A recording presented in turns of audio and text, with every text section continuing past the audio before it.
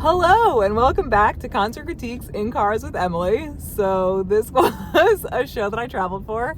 Didn't have my car, so couldn't do it last night. But yeah, let's get into it because it's a crazy one. So this was Cold celebrating their Red album. And I was super pumped to see this show, super pumped to see certain songs. But they had two openers and they started at 8 and ended at 11:30. Was not a fan. Super glad I didn't have to drive home because yeah, it would have been a really big problem. It would have been so late. Could have easily started at 7:30. I honestly would have taken 7 o'clock, but yeah, could have easily started at 7:30. So that was kind of a disappointment.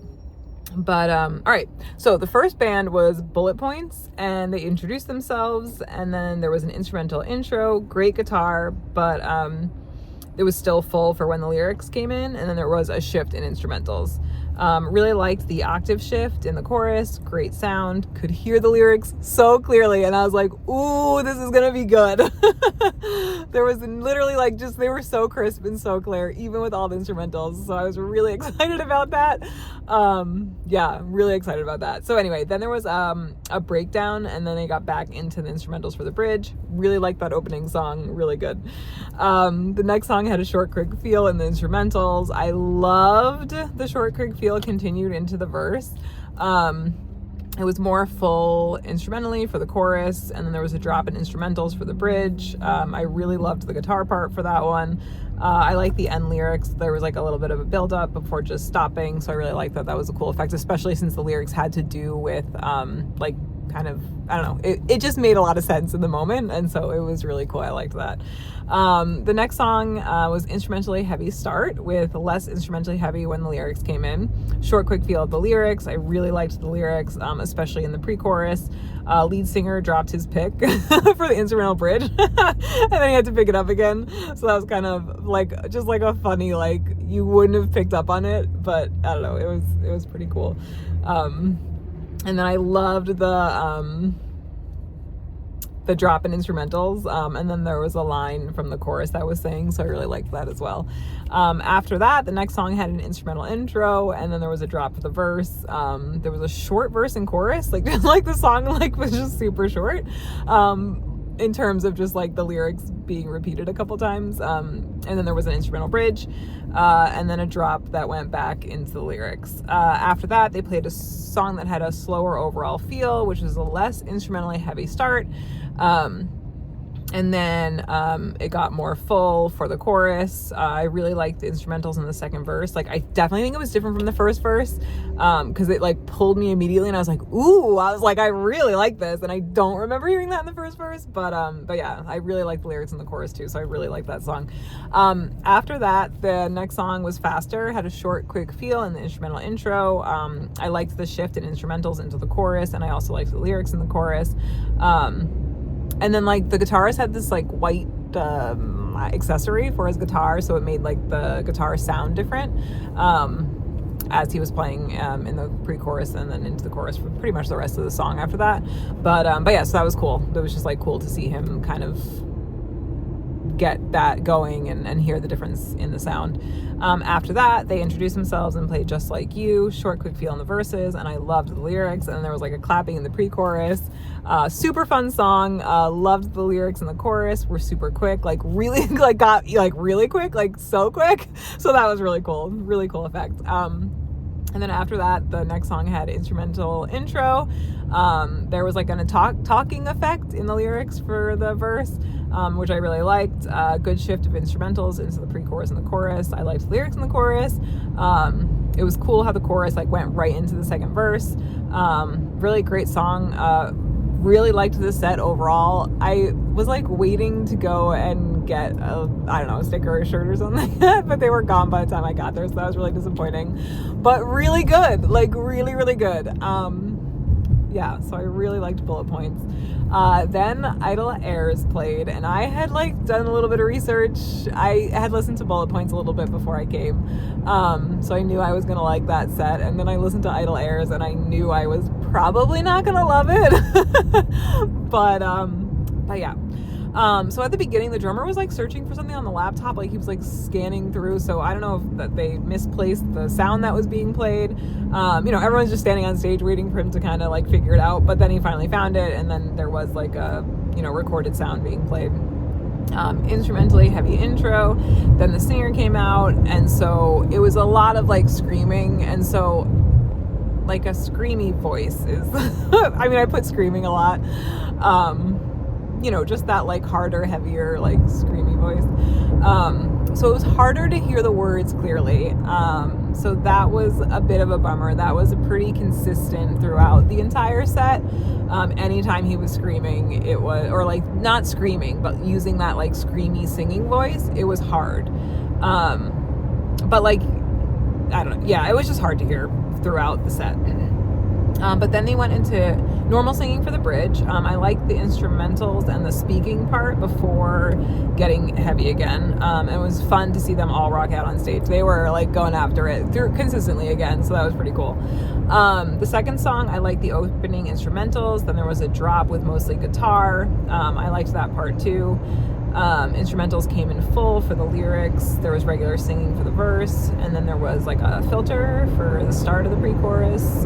Instruments came in again. Lines were repeated for the chorus, and then the screaming singing for the chorus. It could have been the second verse. It was hard to tell. But yeah, so anyway, so then I also liked the lyrics for the first part of the bridge. And then the instrumentals got heavy, but then they dropped, which was cool. I liked that before they held the note that was instrumentally full. He actually then faced away from the crowd and was like crouched down on the stage. And there were like some short, quick feels for the lyrics after the bridge. So I liked that. And then he held this like screamy note for a long time at the end, so that was really impressive. After that, they made a comment about someone having like a problem with Phil Collins, because before the like bullet points, and then before Idol Heirs, they were playing nothing but Phil Collins, and so someone had said something about it. They had shouted about it in the crowd, and so that was just like funny that there was like a little bit of crowd band banter. There was a less instrumentally heavy start, with some normal singing, with only the singer and one of the guitarists. Then the other instrumentals came in as the song progressed.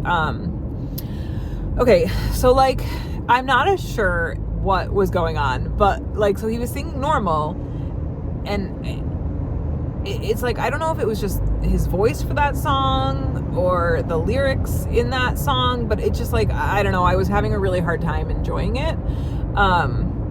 But then I did like when the instrumentals came in full and he actually began to sing in his like screamy voice, because I don't know, his voice just sounded better, even though I couldn't understand the words at that point. But yeah, I don't know, that song was like a weird, it was like, I appreciate that I could hear the lyrics, and I was like trying to like figure out, I was like, is it the lyrics that's tripping me up? Like I don't know, there was something about that song.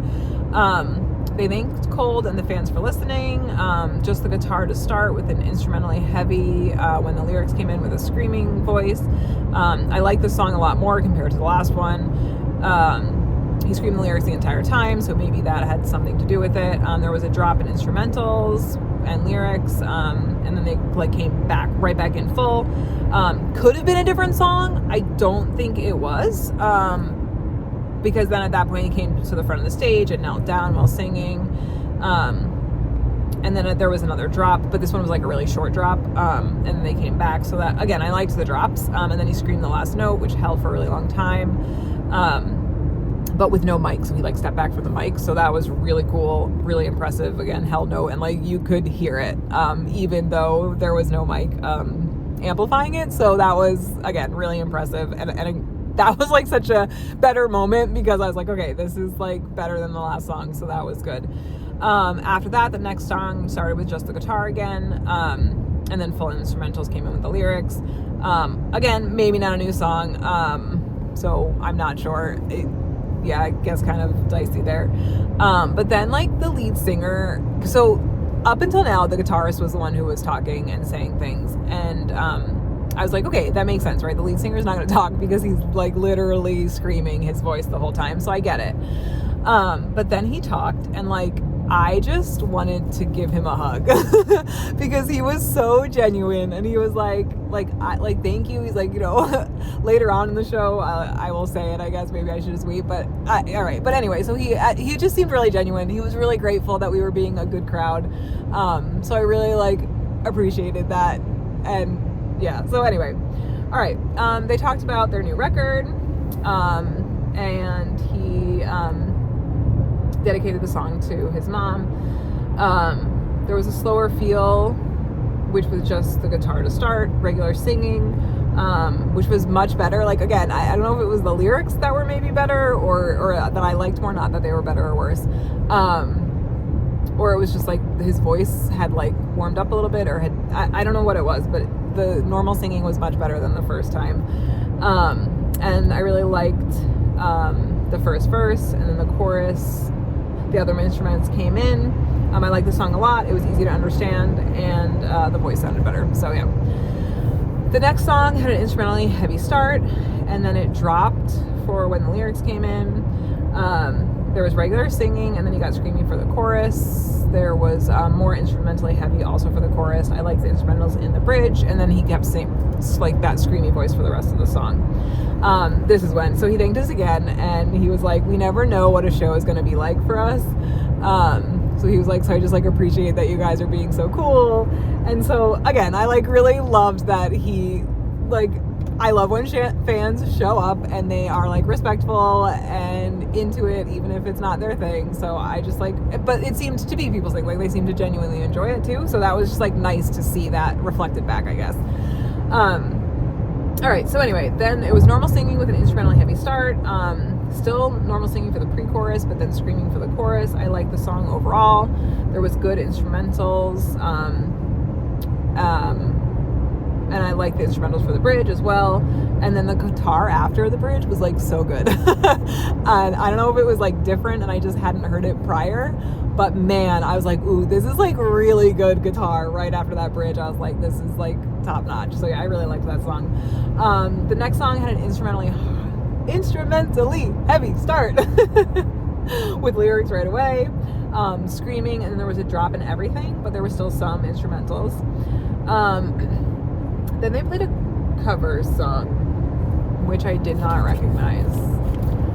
But I think it was Tool, because at the end he was like, yeah, you can come talk to us about covering Tool or how it feels to cover Tool. But yeah, it was fine. The normal singing at the beginning, which was less instrumentally heavy for the verse, and then more heavy for the chorus. There was screaming for the chorus. I liked the non-screaming part. That was more instrumentally heavy. So like, yeah, it was like less instrumentally heavy for like the verse, and then like the screaming part for the chorus, and then it was like still instrumentally heavy, but there was still normal singing, so that was cool. And then the lyrics came back in for the end. So yeah, so that was pretty cool. Sorry, they went into an instrumental bridge before that. And then the lyrics came back in for the end. Yeah, again, like overall, it was fine. I just wish I could have heard the lyrics a little bit more. And then again, that weird like third song was just, I don't know, man. There was just something about it. Then after that, Cold came out, and I was so pumped. So the like 3 songs I wanted to see were Ugly for sure, Strip Her Down, and Go Away. And so I'm not a person who like looks at set lists beforehand, but the tech who was putting the set list down happened to like, the print was so big. And so I was like, okay, sweet. Like they are going to end with Go Away. And so I was so excited, but please hold on to your seats because you'll see what happened. Okay. So anyway, Cole came out. He started talking about the Red Album and apologized, saying that the last time they were in Indianapolis, he was not sober, and that he was like, I'm going to do a much better show for you tonight than last time. So the first song was Goodbye Cruel World, which super fitting, super great way to start it, because that's what they called this tour, the Goodbye Cruel World tour, which is a song on the Red Album. So yeah, so it was great. Like, I was like, you're opening with a song I know, you're opening with a song that is so good, right? The short, quick feels of the lyrics. Love the shift for the bridge. Really great start, and also told me that they weren't going to be playing from start to finish, which I don't think they did last time either. They did a album tour, so I was like, right off the bat, I was like, all right, I know what I'm getting myself into, so that was good. And again, I thought Go Away was playing last, so I was like, sweet, they're not going to go in order. This is going to be awesome. After that, there was a bad cable, and so he's like, man, we always have ghosts in the machines. So that was great because it comes back later, and like, it was just so good. So they fixed the problem, and then they played Confession from 13 Ways to Bleed, which was so good. There was a really good change in singing style in the second verse, and then he repeated the word stage, so that was great. And then I really loved the bridge in that song, so it was a really good follow-up, but like, so good. The next song I recognized, love the lyrics in the first verse, especially about hearing the heart. That part like always gets me. Really well placed, and I love the few lines that have that staccato feel to it. So again, like, well placed, right? Not one of my favorites, but like a good one. So I was like, all right, this is a good like beginning of the set song for me. After that, they revealed that it was their Tech Dave's birthday, and that they had sung Happy Birthday last night because it was past midnight. But they brought out a cake for him, and the person who brought the cake out was the female singer who was going to sing the next two songs. So she brought the cake out, and we sang Happy Birthday. He blew the candles out, and then they played Suffocate. I really like the short, quick feels. They let the crowd sing the word suffocate in the first chorus the first two times. I don't know. Oh, okay. Sorry. So I really liked the female vocals, especially for the bridge. And then he let the crowd sing again when the instrumentals dropped slightly. So again, I didn't really know that song, I think is what I wrote.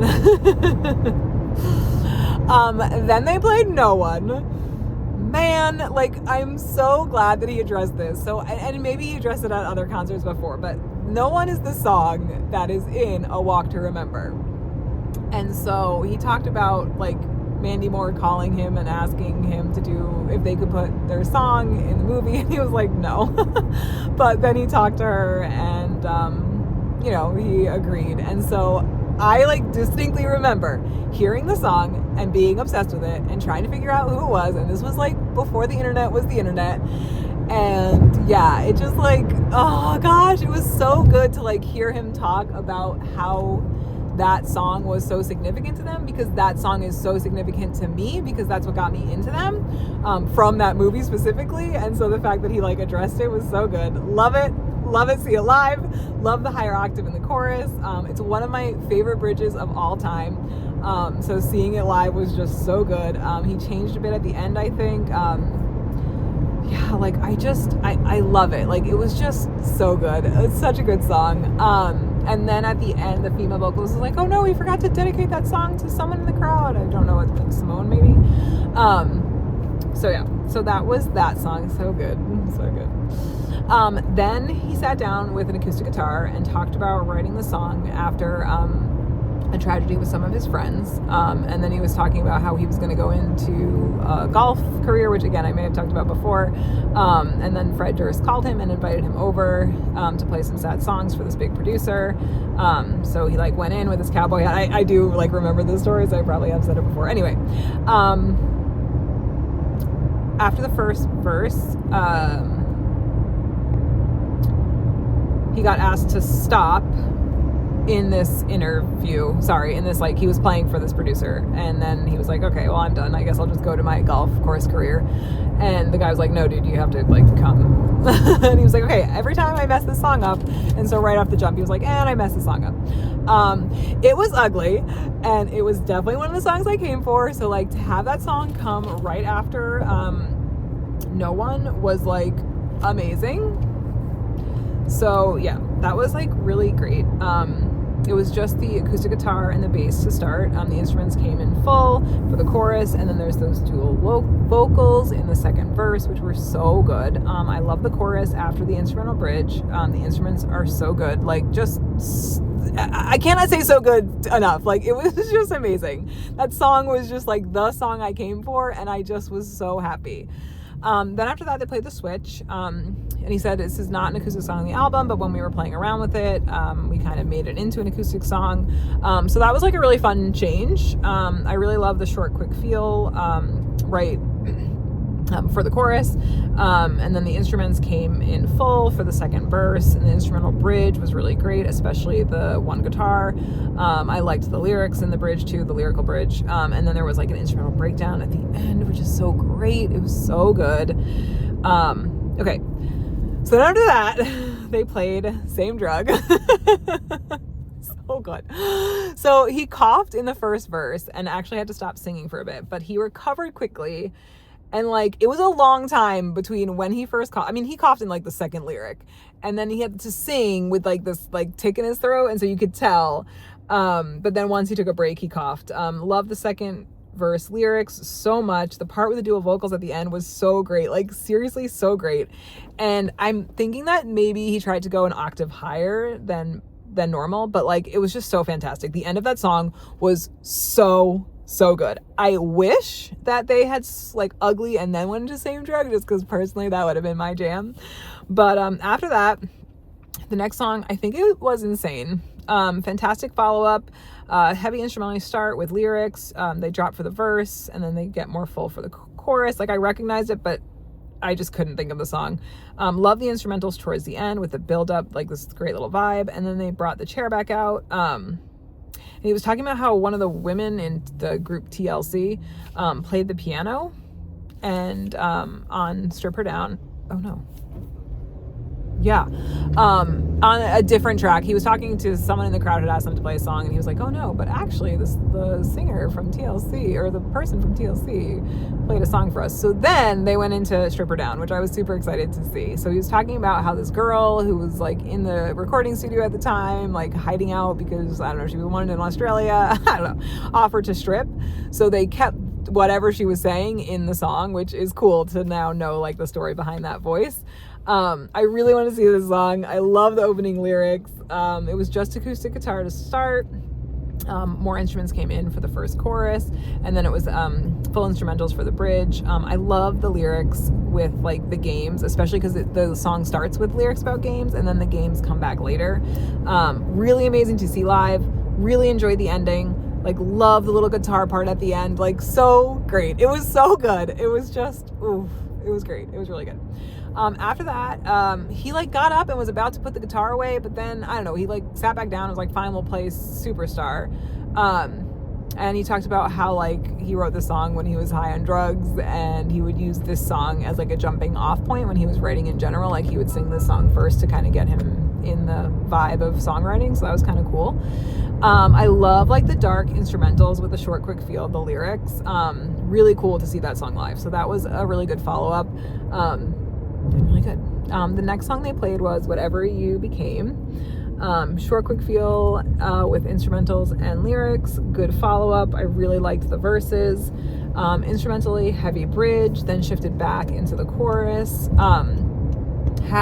So then like at the end, it was so weird. He like stopped the song. I think they stopped the song a little bit early, like it was right towards the end of the song, but there were people, I guess like someone was trying to start a mosh pit, but they weren't really having it, and so I guess they got into a fight, and so people had to be removed, and like the lead singer was like pretty impatient, and this is why we start shows earlier than 8 o'clock when we have two openers. Because like, to me, it's like you have to hard out at 11:30, right? So like you have no time to play around with like things like this. And so I don't know, he just seemed frustrated, but like I appreciated the frustration because I was also frustrated too, right? Like, why are you like, come on guys, like stop fighting and like let's get going. After that they played Sad Happy, which I did not recognize. Less instrumentally heavy start, but still instrumentally full for the verses, and then got more full for the chorus. Wouldn't have been my choice so late in the set. Like, I like the story aspect of the verses, but yeah, I just like, again, I was like, I don't know this song. I want only the songs that I know at this point. Then they played Makes Her Sick, which he talked about his ex-girlfriend who must have had keys to his apartment, and she would come in and basically crash after getting high to his house, and like he wanted to be helpful, but then he just like couldn't do it anymore. So short, quick feel, instrumentally full start. Really fun to see the chorus live. It's like simple, but it was super effective. So I really liked that. Really liked the second verse, and really good bridge. So that was a good song. And again, that was like well placed because we're like towards the end of the set here. And that's a song off the album that they were, celebrating. Then they thanked us and they played It's All Good. Oh my God. It was so good. Like, It's All Good was just so good. There were so many changes, like so many changes. So there were pacing changes in the first verse, so good. Then in the first chorus, it was just amazing. There were more pacing changes. Like, it was just so good. I also love the bridge. There were more pacing changes at the end. Like, it was just such a good song. It was such a good song. And please, at this point, keep in mind, I'm thinking Go Away is coming next, right? So again, they like start talking about how like, oh, this was I didn't even realize this was going to be on the album. And I was like, didn't realize it was going to be the album. This is the first song on the album. What are you talking about? And he's like, and then our producer came up and he's like, oh, I put in a little surprise for you, and now it's this big thing with wrestling. And I was like, this is definitely not Go Away. And it wasn't. It was Gone Away. And I was so furious. I was not happy at all. Like, first of all, I don't know the song. I didn't recognize it. I could not believe they did not play Go Away. Like, I just, like, my heart fell. Like, I just was like, how do you not play the first song off the album you are celebrating? The cord fell out of the mic during the lyrics, but the crowd was singing, so that was not as bad. And it was only the singer and the guitarist. I did like the guitar part, but I think I was just so upset and distracted because I was like, how do you not play Go Away? Like, how you're gonna end your celebration of the Red Album on a song not even from the Red Album? That, like, I was really upset. It was really quite the bummer especially coming off of It's All Good. Like, that song was so good, and it was like perfect. There were changes. It was good. It was like the perfect timed song. Oh man, Gone Away really killed my vibe after that. All right, so we are getting to that 30-minute mark, so let's make this quick. All right, I really loved Bullet Points. Like, definitely gonna check them out again. Wish I could have like gotten some merch from them because I want to support them because I really like their stuff. Idle Hands wasn't for me, but there were some good moments, and that third song just really, I don't know what was going on there. And then Cold was like amazing, right? But there were so many little moments that I was like, bro, and to not play Go Away. Like, I went for Ugly, I went for Strip Her Down, and I went for Go Away, and they didn't play it. I also want to see Give too. They didn't play Give. Like, those, I mean, Give and all of those songs. Like, so they played 2 out of my 4. So like, I was only 50% satisfied. Oh man, like, just not have Go Away was over Give. I want to see Give, but I can't believe they didn't play those 2 songs, especially in celebration of this album. Those are the first 2 songs. Those are the first 2 things that people hear. Yeah, I think I'm going to give this one, unfortunately, like an 8.0. Like, there were great moments, but you start on time at 8 o'clock with 2 openers. You end late. I don't know. You don't play the 2 songs like from the album. Idle Heirs just wasn't. Did I say Hands before? Sorry, I meant Heirs. Wasn't like my jam. I don't know. There was just a lot to think about. So let me know what you think. Did you go to that show? Did you want to go to the show? Did you go to a different show? Are you going to a show coming up? Like, comment, subscribe, and I will see you guys next time. Bye.